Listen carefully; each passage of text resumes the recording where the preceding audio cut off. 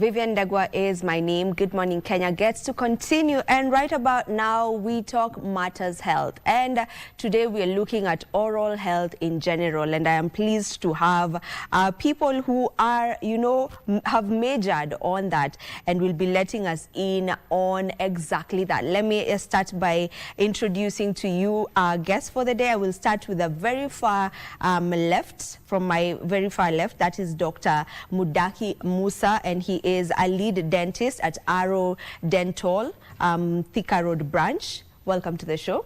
Thank you very much. And then we also have right next to him, we have Emilio. Osoro Brenda, sorry. We have Osoro Brenda, who's a dentist student at the University of Nairobi. Welcome to the show. Thank you so and then much. we have Emilio M. Mbalo, who's also a dentist student at the University of Nairobi. It's a pleasure to have all of you and set this morning just to let us in on matters oral health. And I would want us to begin right there. When we talk about oral health, what are we looking at in general? Let me begin with you, Doc. So when we're talking about oral health, it's important to define these two terms. You're looking at the oral section of that statement, which is the mouth in general. As you may know, as dental or oral healthcare professionals, the mouth has various parts we deal with. So you have your teeth, you have your gums, you have your tongue, you have your cheeks. All these can be divided into hard and soft tissues. Health in general is the approach to the well-being of a human. So the term oral health ideally means us taking care of the mouth. Yes. And it's part of the general health of... Yes. Yeah. As WHO defines all these critical terms, the human body is a system. So as we are talking about oral health, we are obviously conjoining it with all other aspects of the human body so that it is a functioning being. Okay?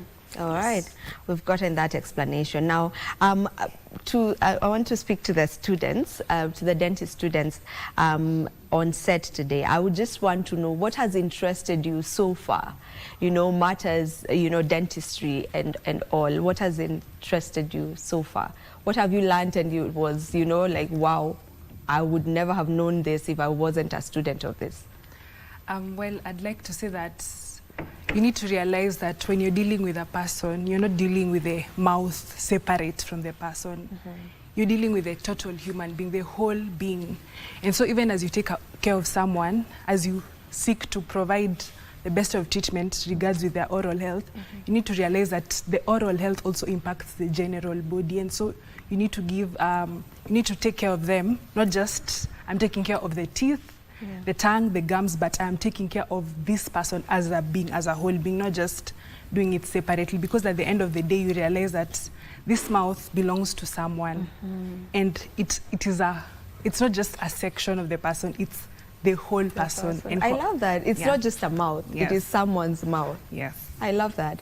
Emilio, what has interested you so far? Just to summarize, what has interested me in all that, and also just to back up what Daktari and Brenda has said, a healthy mouth is a gateway to a healthy body, to a happy life. Yeah, in a nutshell. Yeah. All right. I want us to go to this. I'm sure most of us have seen this because it was a topic of conversation across the nation when we had a gentleman actually lose their lives just from something as simple, I will call it as simple but in quotes, as a simple procedure as tooth extraction. Like they just went to see a dentist so that they can have their tooth extracted, but it ended up so fatally, like he lost his life at the end of the day. Yes, that was a quack doctor, but if you can just weigh in a bit on that, maybe, like what is the correlation? I mean, when I go to a dentist, I don't expect to lose my life. I'm just like, it's just my teeth, Yeah. Okay, so with regards to such an issue, God rest his soul, Amosa. When we experience dental pain, it's more or less what the whole practice of dentistry is all about. we're mainly dealing with pain. Huh? May it be physical, may it be psychological and the like. So it's always important to regard, the mouth is a pretty, I would say, an organ that someone would not consider life-threatening should anything happen to him or her. Yeah. Okay? So just as well as you take care of your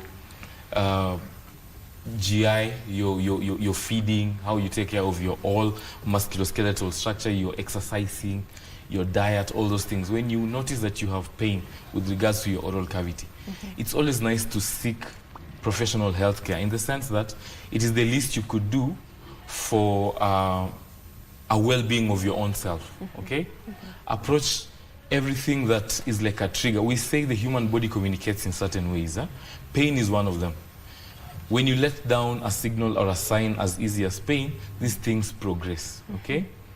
A patient wouldn't understand whether the body has an infectious process or not, but the body will communicate in terms of a fever, some pain here and there, some discomfort. This is what you're eating, you're no longer doing the same. You're swollen in the mirror, you're looking at it in the morning, your face doesn't look as symmetrical as it was. These things are pointers to something happening underneath, okay? So with regards to quackery, of course, you walk at a chemist anywhere in town, you tell them you're in pain. First thing they do is they give you some analgesics or some painkillers. That in turn, if these are well-trained people over the chemist, that in turn is just a message for you to go and seek further help on the same, okay? It's not a solution. When you see a poster somewhere in town, someone has written dental clinic, it's always important when you're sitting right across from someone who is in that office to just ask them about their credentials. How are you? What's your name? Now, the Dental Council in itself, part of the larger Kenya Medical and Practitioners Council, has given us a platform where our names are submitted right after we are done with the professional training. That is inclusive of the internship year. When you search up the name of any of these medical professionals, they will quickly appear there. And if it doesn't, that's already a question mark. It doesn't matter what excuse follows, you have to take care of your body because that is the only one you have. Unlike cars, we don't have spare parts. Okay? So you're looking at a situation where he had a serious issue with his wisdom tooth. Now, the other thing about the oral cavity is that it's really close to vital structures of the human body. You have major vessels running around there. You have multiple spaces around the oral cavity. All this can get infectious, can get infected, okay? Yes. I think that's all I have to say about it. It was a really unfortunate incident, but the greater nation now learns. And it's always right to just do our due diligence. And for most things, like when I'm going to seek medical attention, I don't think about due diligence. I mean, we think about due diligence when I'm going to find land somewhere, but when it comes to health, it's not really something that clicks immediately, but it's high time we ensure that we know who is this doctor, are they registered, and it's easy now with the technology we have. You can just go online and search and you get to know. So it's good that you've clarified that and put that out there so that we know that we also have to just ensure that we are seeing the right people, certified people to do the different procedures that we need to be done on our bodies. Now we'll get to some of them. Conditions that we can get simply from an oral problem. You had touched on it, but we'll get deeper into that. But before we get into that, maybe just what are some of the most common oral problems, the common ones? On that note, you realize that there's a heavy burden on not only in Kenya but globally, because you realize that the diet we take has an impact on our oral health. Realize something like as simple as sensitivity. I can't enjoy my cold juice. I can't enjoy my hot tea. That should raise an alarm because already there's a process that has started. In simple terms, there's decay, or rather dental caries that has begun, that needs to raise an alarm, and you need to consult your dentist. Something as simple as I'm brushing my teeth, and when I want to spit the toothpaste, I'm seeing blood. That needs to raise an alarm because probably my gums are swelling. There's some inflammation going on because maybe I've not been cleaning my gums and my teeth well, and there's something that is called plaque that is forming. And so that also needs to raise an alarm. And you realize that over time, maybe especially for the older generation, the older people, your teeth are shaking, you know, you can't enjoy your meals as you used to. That also needs to raise an alarm, because the support, you know, the periodontal fibers that support the teeth have been affected, they've been compromised. And you know, as I had highlighted on sensitivity, and when you ignore the sensitivity, it progresses. You now have pain, you are not able to sleep, you're not even able to chew food on one side because of the pain. That should also raise an alarm. So things like dental caries because of tooth decay, gum disease, those are major issues that are facing our people. And the sad part is we ignore those issues, and so they build up. And the problem is, the more you ignore something, the worse it becomes. And that also translates to the increased cost of taking care of the issue. And so prevention is very key, because these dental issues, dental caries, gum disease, and all that, it impacts our life. Even something as simple as bad breath, it is also an issue. It impacts even our social interactions, how you interact with your friends, your family. It impacts all that, and it narrows down to something as simple as brushing your teeth, cleaning your tongue. And so we need to look at all those issues. As a dentist and as a student studying studying to become a dentist rather, just some of the common problems that you get to encounter. Just to add on what I had said before we went for the break, I'd like to also add that I was speaking with Daktari, and you know, we celebrated the Cancer Day on 4th of February, and you need to realize that oral cancer is also on the rise. The prevalence is increasing, and so when you are being asked to visit your dentist at least twice in a year, we need to take that seriously, because we need to prevent and even find out, or even see things during the earlier stages, so that it eases the management. I'd like to add that. Yeah, and also in line with that, maybe Emilio, you can jump in on this. You do community outreaches, you know, just to spread word on the things that you've gotten to talk about. There's a foundation, you were telling me about the foundation, if you can just let us in on that. Yes, thank you. When it comes to, you know, promoting the good oral health message out there, a group of students, doctors, and like-minded people came together. Me being a co-founder, together with my friend Genga Otieno, Cosmas, we registered a foundation. Its name is Jam Smiles Foundation. Our key message, our mission out there is to promote oral health.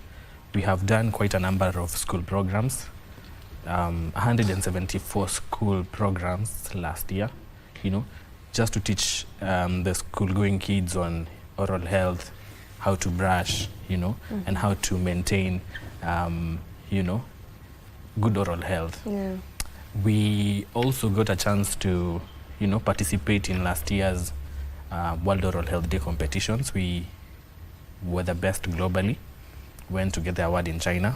Oh wow, congratulations. Thank you, thank you. Arodental really supported us in that mission. And it didn't stop there. We are also going out to, you know, participate in the same competitions. But our main aim is to, you know, show and teach Kenyans and the children and the community that, you know, a good life starts with a happy mouth, with a healthy mouth. We also do dental camps. We do free checkups. Yes. Yeah. All right. Dr. Musa, yes. There's something you had touched on, but we didn't get deeper into it. You know, some of the things or some of the complications that can come simply from you not looking after your oral health. And I was actually surprised to hear you say this, and I also read a bit on that when I was doing the research, that, you know, an oral problem can cause heart conditions. And that was quite surprising. So if you can let us in on that, because sometimes inabidi umeshtuliwa kidogo so that you adhere to the, you know, you going for your checkups. So now, with regards to the question, I'll just jump right in. Now, oral, as we teach oral health, we have 3 key factors we are looking at. You're looking at a preventive aspect of oral health, with regards to the disorders. You're looking at an interceptive aspect and a curative aspect. Now, in order of that hierarchy, your chances of success go lower, okay? Prevention is always, sorry.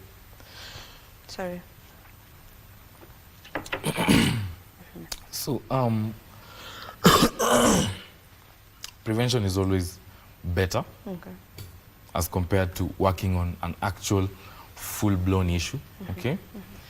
So, if you're unable to keep your oral cavity clean, there are millions of, or billions rather, of bacteria that some are good, some are bad. So if you're not keeping clean, of course you're favoring the bad, okay? Now, as the body responds to this bad bacteria, okay, some of these things share some aspect of human, you could say some aspect of human identity, okay? So when the body attacks, because your body will take care of you without your permission, okay? So when the body gets to attack or try and protect you as it's fighting this bad bacteria, it gets on an identity similar to what your heart bears, okay? So then these aspects of your body that are trying to protect you, as they fight this bacteria with a similar identity, they will attack any other structure in the body that has that identity, okay? Now your heart muscle tends to share with this particular bacteria that aspect of itself. So when the body attacks you, it attacks the muscle of the heart as well. So you end up having patients who had a trivial issue, in quotes, as poor oral hygiene or infected gums, having issues with their heart. To quote, this is infective endocarditis. Yes. Oh, interesting. And it can also bring about issues to do with diabetes? Now, with diabetes as an issue has multiple or what I'd call them as complications of diabetes, okay? So what diabetes does, or people who have diabetes, we have certain exacerbations that occur to the gum health as regards to the same. Just the same way as the body reacts to an infection, there are certain buildup of cells that happen, okay? Cells are those tiny organisms in the human body that help you fight at a micro level.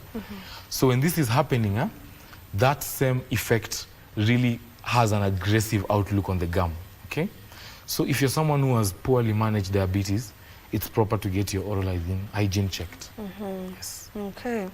Now, let's talk about the preventive bit of it. Just how do I ensure that I'm staying away, I'm staying off of all these complications that may come about from oral health?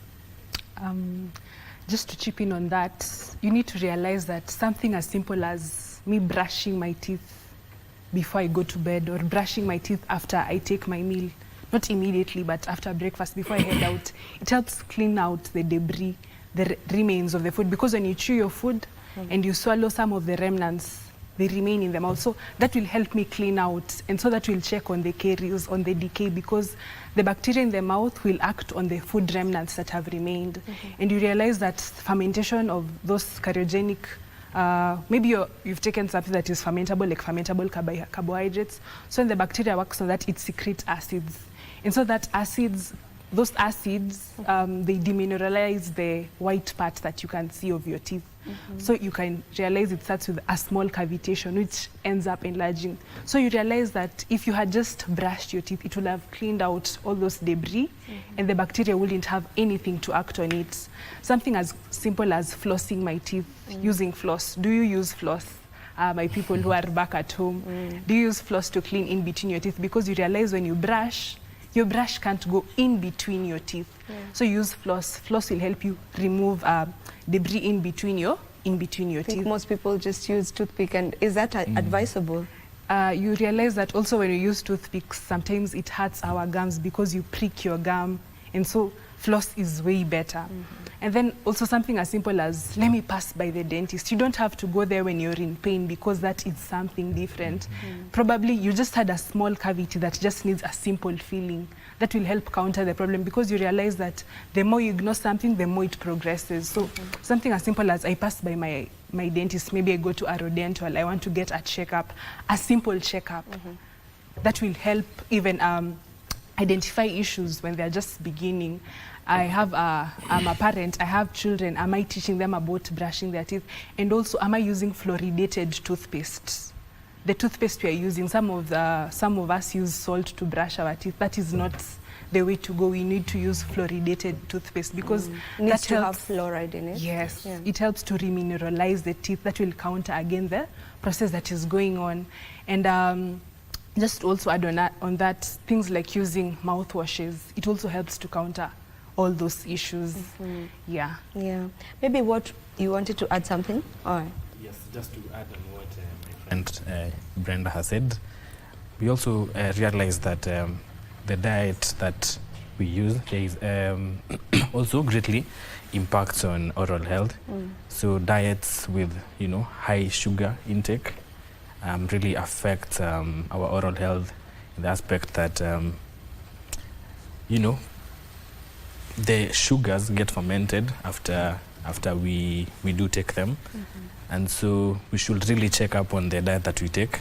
Should also get to realize that some lifestyles also negatively have an impact on our oral health, like the use of tobacco and excessive use of alcohol negatively impacts our oral health. Yeah. Vaping. So, Can you talk a bit about vaping? Does it also have the same effect as maybe tobacco and all? Yeah, it does, because you're mainly looking at, a vape, for example, simply has nicotine, okay? But there are multiple other additives to the same. Now, these things over time cause dryness of mouth, inflammation of the gums. So your overall oral health becomes impacted by anything you're taking in your mouth in form of smoke, okay? Yes. So the other thing I wanted to add on to my colleagues as they were talking about the main aspect of dentistry, which is preventive, right? Yeah. Is that we have certain myths all around these aspects of oral hygiene. You have issues online where you should not use fluoride, or fluoride does this and that. Now, the reason we go through all this is so that as professionals we're able to debunk all these myths. So your tissues in the tooth really benefit from the fact that you add on fluoride onto them. This helps you such that you should not do it, but when you skip a brushing session, you have stronger aspects of your tooth to fight bacteria, okay? Now, when you combine all these things, you're brushing twice daily at the very least. You're flossing, okay? You're watching your diet, just as Emilio has said. You're not taking anything too sugary or too acidic. There is the aspect of having a sweet tooth. Sugary things and acidic things are not necessarily bad to partake. But we are talking about the fact that there is negligence after use, okay? You take your acidic food, make sure you rinse or make sure you brush. You take your sugary food, make sure you do the same, brush. We're talking about formation of harmful bacteria or biofilm within the mouth in as low as 4 hours post consumption of these things. So anything out there that is considered negative towards fluoride is totally a myth and should not be followed. The other thing I know with my clientele, some of the guys I've handled, it's that there is the use of cloves to manage dental pain, okay? Now, cloves, in healthcare, we do get our medicine from what the natural earth gives, okay? But this goes through processes of manufacturing, testing, before it's out in the market, okay? Cloves could help you in one session or two, but that doesn't mean you remain with a crate of a cavity in your mouth just because you keep pushing a few leaves inside. Make sure you get your visit. Most of these dental facilities out here, inclusive of Arrow Dental, we're opening branches everywhere. There's a branch in Thika, you don't have to come all the way to CBD. There's a branch in CBD. Whenever you're in pain, you don't have to book all the way to the weekend. Most of these clinics, inclusive of ourselves, are open all the way to 8, 7 p.m., 10 p.m. So just back to the same issue of due diligence.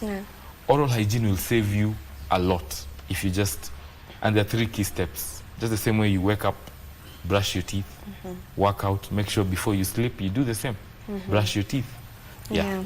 I want to still, you know, just get your views on home remedies. I know you've talked about the cloves. She mentioned salt. So there are people who are used to using maybe charcoal for teeth whitening, and if you can still weigh in on salt, you know, is it wrong to use such? You know, if I use charcoal and I use salt at home, because sometimes I know even in up country, when you don't have that, you know, toothpaste, you just take the salt and, you know, you use that. Now, a salt rinse every now and then is not necessarily bad, okay? Because bacteria doesn't do well in areas that are severely dehydrated. But we are looking at things that are in the market that are helping more than just clean. They are trying to improve the overall health of the mouth and its tissues. So salt is not necessarily bad, but it's limited in its use, okay? Charcoal, on the other hand, is totally bad. Okay? It's totally bad. Yes, because you're taking something that is severely abrasive, almost coarse in nature, and you're brushing it against the surface of your tooth. Now, over time, your teeth, depending on the color of dentin is a certain layer. Over time, your tooth might appear brighter in color, okay? But soon after, you start noticing severe episodes of sensitivity, okay? Because you have severely abraded that tissue that was protecting you against those environmental changes in food in your mouth, okay? Yes, so if you can stay off charcoal, the better. Stay off it. Just to weigh in on that, Yes, please. if you need to whiten your teeth because you're now using charcoal, there are better ways of getting your teeth whitened, your smile brighter. Visit your dentist somewhere. They'll advise you on the appropriate ways, the different treatment options that are there, so that you get a brighter smile through the right way, not just using charcoal, which has its side effects. Yes. Yeah. All right. There's the question on electric toothbrush or manual toothbrush. Is there any difference between? I think it's mainly based on dexterity, okay?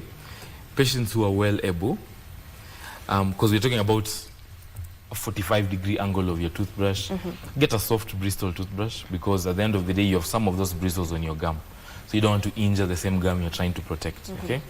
So long as you have that 45-degree angle and you can do your circular motions, then you're getting your cleaning done and well enough.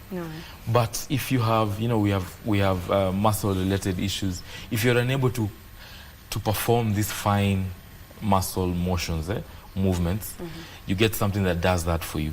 Okay, so we have the electric toothbrushes, we have the water jet flosses, okay? You simply place and it works for you.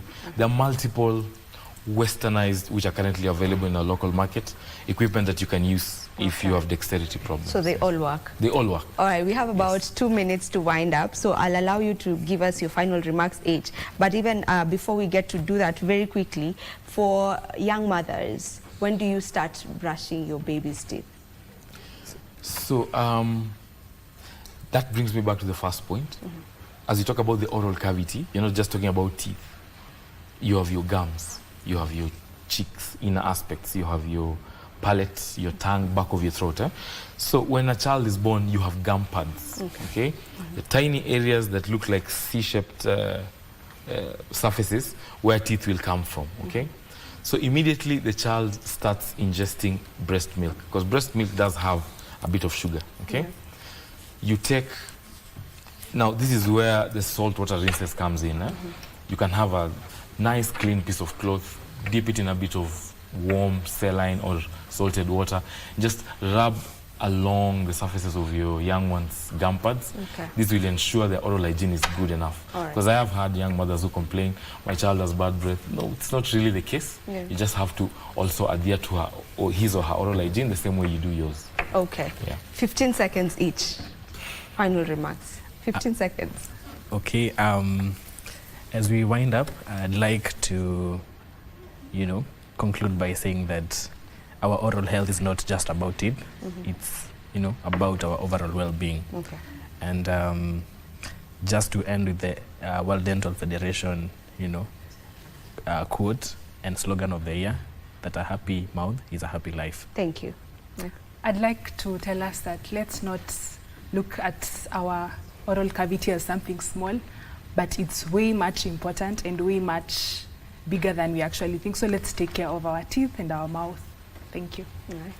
I'd like to say thank you for the session we've had today. I hope we have communicated well enough about oral health. Yes, Welcome to any of our branches. Get your services done. And yeah, that's it. A happy mouth is a happy life. I love that. A happy mouth is a happy life, and that is where we get to end today's Good Morning Kenya.